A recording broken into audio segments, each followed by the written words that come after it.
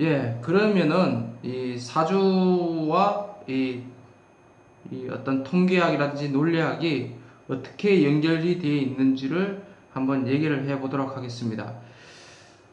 아까 제가 얘기했다시피 어떤 사주는 그 통계학이자 논리학이되 어떤 인과관계에 의해서 어떤 결과를 규정짓는 학문이 아니라 어떤 상관관계에 의해서 이루어진 학문이다라고 얘기를 했었습니다. 그것을 이제 백호살이라는 어떤 사주의 한 부분에 대해서 한번 얘기를 한번 해보도록 하겠습니다. 여러분들은 혹시 백호살, 백호대살 이러한 얘기를 한번 들어보셨습니까? 예, 예. 들어보신 분들도 있고 사주를 이제 보러 다니시는 분들 중에서는 이러한 말들을 한 번씩은 들어봤었지 않겠느냐라는 생각이 듭니다. 백호살이라는 것을 정의를 하자면은 배우자가 몸이 아프다, 배우자를 강하게 친다, 배우자를 극한다, 극도의 정신질환을 가지고 있다. 나도 그렇고 배우자가 그럴 수도 있고 또 일찍 죽는다. 배우자가. 나도 그 여파를 받아서 일찍 죽는다. 이러한 어떤 의미를 담고 있습니다. 그렇기 때문에 백호살에 있는 사람들은 사주 상담을 할 때 이제 너 때문에 배우자가 아프고 돈을 못 번다. 너 때문에 배우자가 일찍 죽을 것이다. 너 때문에 배우자가 정신질환을 가지게 될 것이고 너 또한 그 여파를 듣게 될 것이다. 이런 말들을 들었다. 내가 철학원에 가서 뭐 무당집이든 뭐 점쟁이한테 가서 기분이 굉장히 나쁘겠죠. 예, 막 진짜 이게 그런 것 같기도 하고 정말 그러다 보니 철학원을 이것저것 뭐 배회하게 되는 어떤 원인이 될 수도 있다는 것입니다. 뭐 이 철학원 갔다가 이 만족을 못하면 저 철학원 갔다가 자꾸 이러한 원인으로 만들게 된다 이것입니다. 그렇다면은 이러한 얘기를 들었을 때 내가 어떻게 생각하고 판단해야 하느냐, 여기에 중요한 관건이 있다라고 보시면 되겠습니다. 여기에 중요한 답이 있다. 예, 어떻게 이러한 말들을 들었을 때 내가 지혜롭게 슬기롭게 해석을 하고 생활을 해 나가겠느냐. 예. 아까 제가 뭐라고 했죠? 사주는 인과관계에 의해서 어떠한 원인에 의해서 결과가 났다고 규정짓는 학문이 아니라는 것입니다.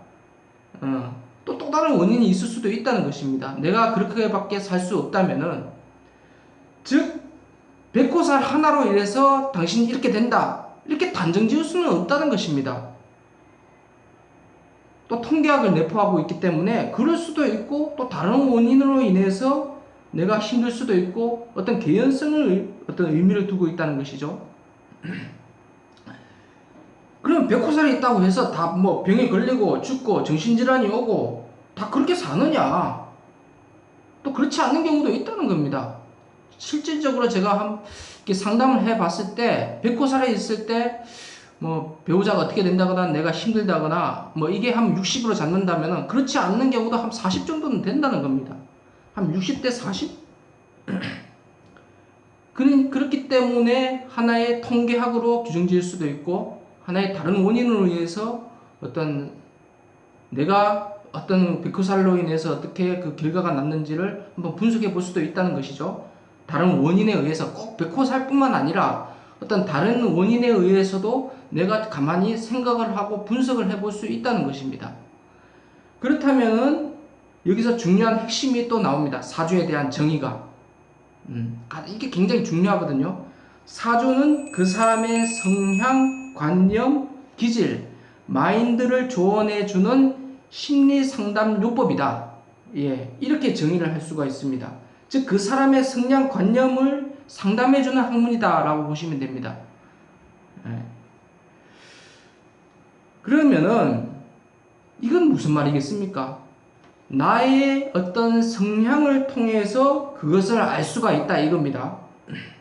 즉 사람은 누구나 음의 기질을 타고날 수도 있고 양의 기질을 타고날 수도 있고 음양의 어떤 조화를 이루고 태어납니다. 음의 기질이 강하다라고 한다면은 사람이 어떻게 우리가 이미지상 어떤 느낌이 떠오르겠습니까?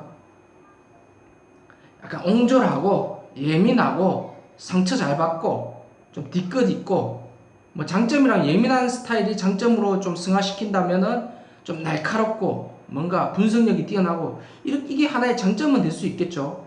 우리가 이제 단점을 놓고 생각을 해보자 이겁니다.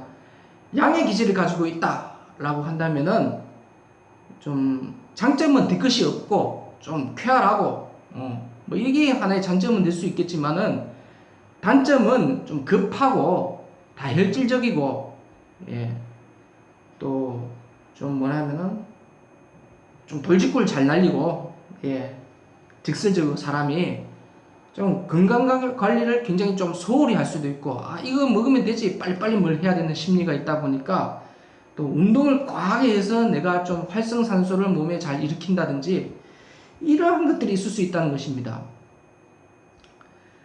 그러면은 그것으로 인해서 상대방이 피곤해질 수도 있겠죠. 그러한 어떤 배우자를 쳐다보는 상대방은 예.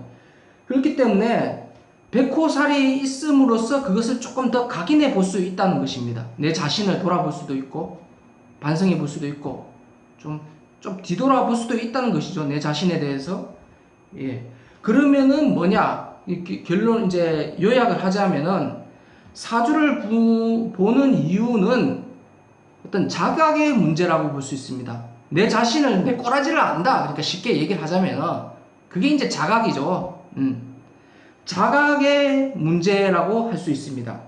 그러니까 어떤 된다 안 된다를 어떤 극적으로 의미를 두고 해석하는 게 아니라 백호살 때문에 배우자를 네가 친다, 배우자가 어떻게 된다 이것을 단적으로 얘기해 주는 게 아니라 그것도 하나의 원인이 될 수도 있겠죠. 근데 다른 외적인 요인으로 내 성향을 통해서 반성을 해볼 수 있다. 나의 생활, 뭐 환경, 성격, 뭐 상황이 또 생년월일시가 같다고 하더라도 사주가 같다고 하더라도 또 상황이 또 처해져 있는 상황이 또 다를 수도 있겠죠. 또 까르마라든지 이러한 것들을 통해서 내 자신을 돌아볼 수가 있다 이겁니다. 그럼 내가 양의 기질을 가지고 있다면 돌직구를 잘 날린다. 이게 상대방한테 자꾸 피해를 줄 수 있다. 그것도 하나의 원인이 될 수 있고 내가 음의 기질을 가지고 있다면 내가 굉장히 좀 치졸하고 말이 조금 좀 어감이 그렇긴 한데 곱씹고 뒤끝이 좀 강하고 내성적이고 이게 또 배우자한테 여파가 갈 수 있겠죠. 우리가 쉽게 얘기를 하자면 압유발한다 저 사람 이런 말도 쓰지 않습니까? 압유발을 한다 내가 골로 가겠다 저 사람 때문에 그런 말들이 또 하나의 어떤 그 연관성이 있다는 겁니다. 예. 그럼 쉽게 얘기를 하자면은 이제 이겁니다. 사주를 통해서 배우자를 친다라는 얘기를 들었을 때 어느 한 가지 그 백호살의 원인만 내가 놓고 결과를 분석하는 학문이 아니다. 사주는 여러 가지 원인을 통해서 그 결과를 분석해 나가는 학문이 사주 명리학이다. 예. 두 번째로 사주는 그 사람의 성향, 기질, 또는 관념, 마인드를 조언해주고 이끌어주는 어떤 심리상담 요법이다. 이렇게 얘기를 할 수가 있습니다. 그것을 통해서 배우자를 친다. 배우자를 내가 극한다. 라는 얘기를 듣는다면은 자기 성찰과 반성을 통해서 해결해 나갈 수가 있다. 예. 이렇게 볼 수가 있겠습니다. 감사합니다.